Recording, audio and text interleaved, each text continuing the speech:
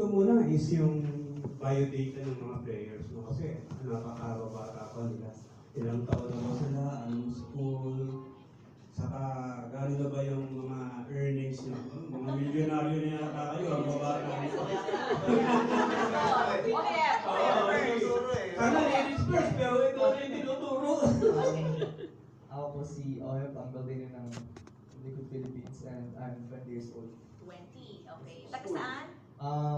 Tarlac po, Mokado Tarlac. School. Mokado National High School. Okay. Earnings. Earnings. Earnings! Makakuli. Ako po si Grand Duencal Rapillas, 20 years old, taga Muntinlupa. May ano na po, may baby na. Hindi ka na nag-aaral? Ano po ako, nag-ALS. Okay. Nag-ALS lang po. Yes. Okay. Si Kerry daw. 30. Ay, si Lily. 20, parang 20. Ayan, Nami. Ako po si Gwyneth Diagon. Mukhang 15 pero 22 na po ako.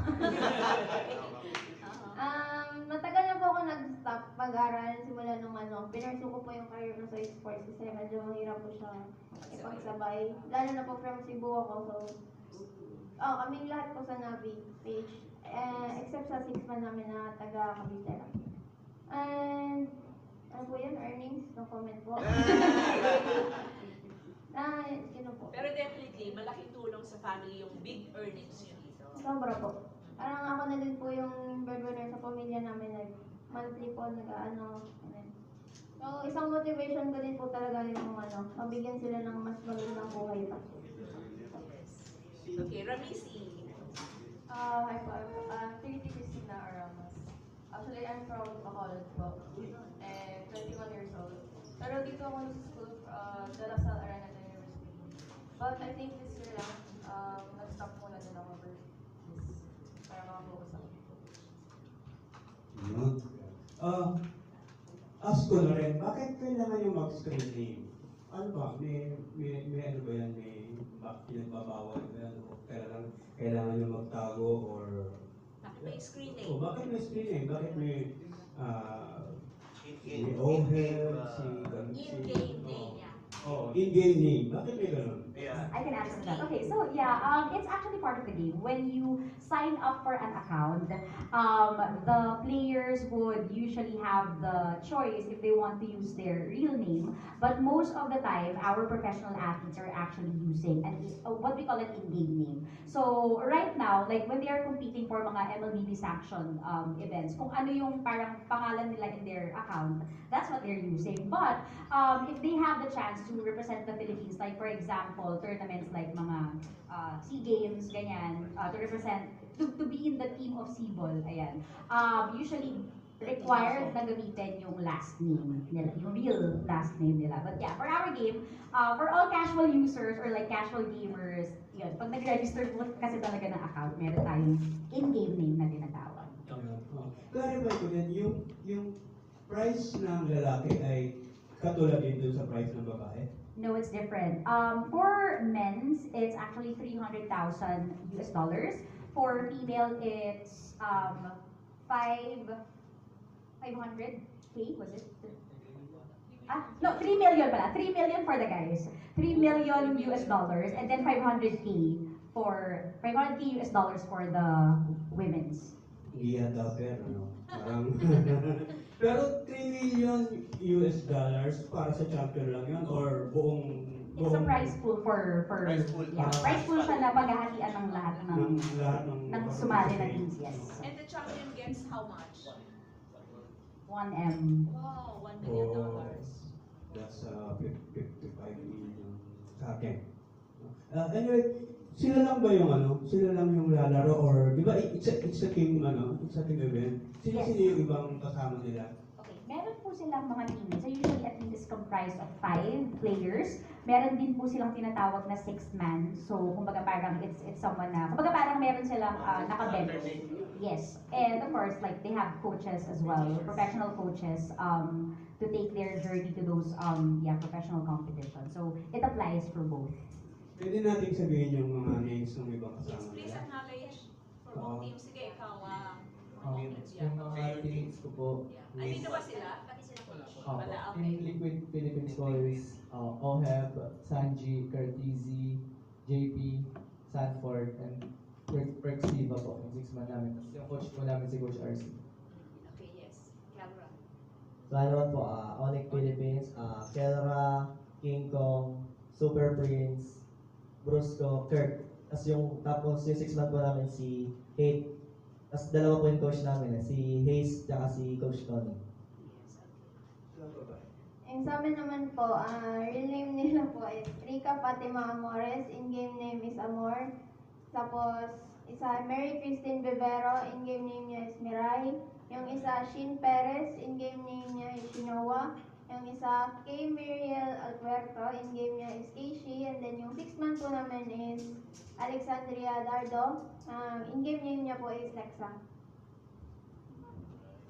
For Team Liquid Philippines na female po, Raminski, Clark, Nike, Zaishi, Soju, and yung 6-man namin po is si Izuna, and yung coach namin is si Coach Moon.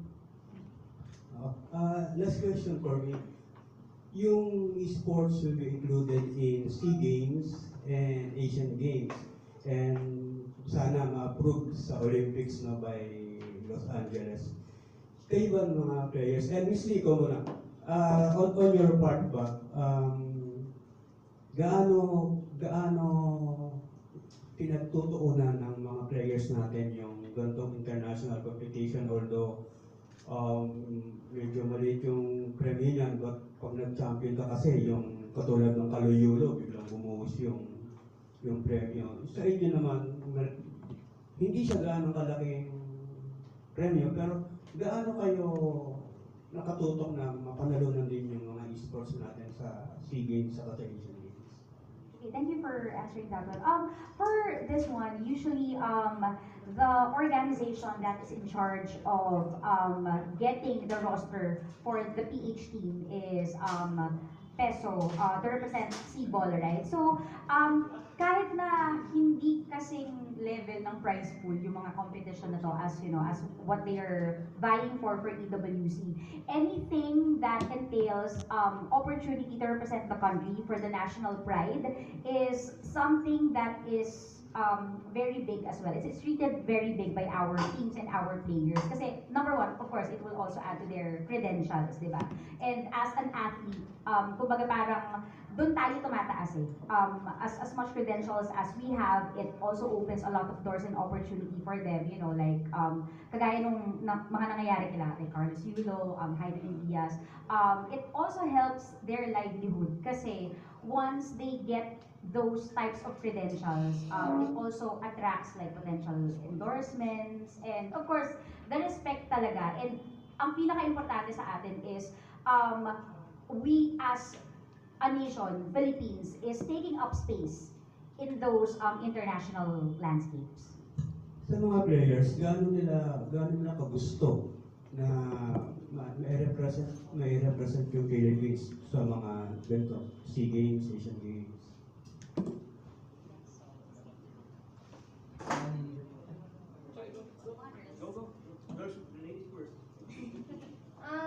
Ano po, sobrang gusto and ano po talaga, it's an honor for us po to bring the country's flag and sobrang importante po na ipanalo po namin lalo na pagkadala namin yung Pilipinas sa international tournaments. Kasi alam po namin na sa larawan ng esports hindi po talaga nagpapatalo ang Pinoy.